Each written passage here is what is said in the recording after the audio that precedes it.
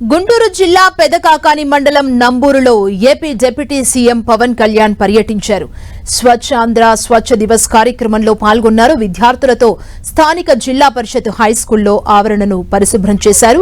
విద్యార్థులతో ప్రతిజ్ఞ చేయించారు. స్థానిక జిల్లా పరిషత్ ప్రభుత్వోన్నత పాఠశాలలో తెలుగు తల్లి సరస్వతి విగ్రహాలను ఆవిష్కరించారు. ఈ సందర్భంగా పరిశుభ్రత మన కల్చర్ అవ్వాలన్నదే సీఎం చంద్రబాబు ఆలోచనన్నారు deputy CM Pawan Kalyan. Vision 2047 దిశగా అడుగులు వేస్తున్న ఆంధ్రప్రదేశ్ అభివృద్ధిలో శుభ్రత కూడా కీలక పాత్ర పోషిస్తుందని చెప్పారు.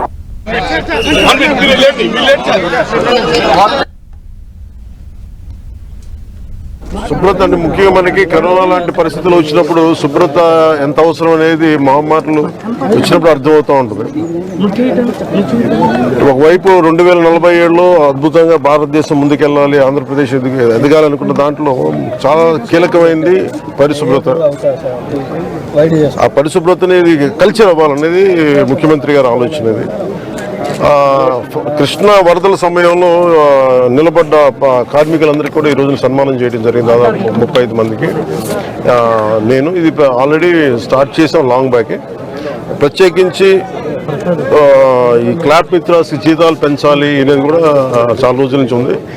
క్లాప్ మిత్ర జీతాలు రావడానికి కూడా ఆ రోజున మేము ప్రిన్సిపల్ సెక్రటరీ శశిభూషణ్ గారు ఉన్నారు, మొత్తం వీళ్ళందరి దగ్గర నుంచి తీసుకొని ముందుకు తీసుకెళ్లి క్లాప్ మిత్ర సకాలంలో జీతాలు గత ప్రభుత్వంలో బకాయిలున్న జీతాలను కూడా వెంటనే చెల్లించడం జరిగింది.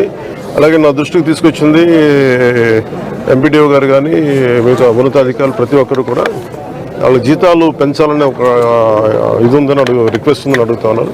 దాన్ని ఖచ్చితంగా పరిశీలిస్తామని చెప్తాం.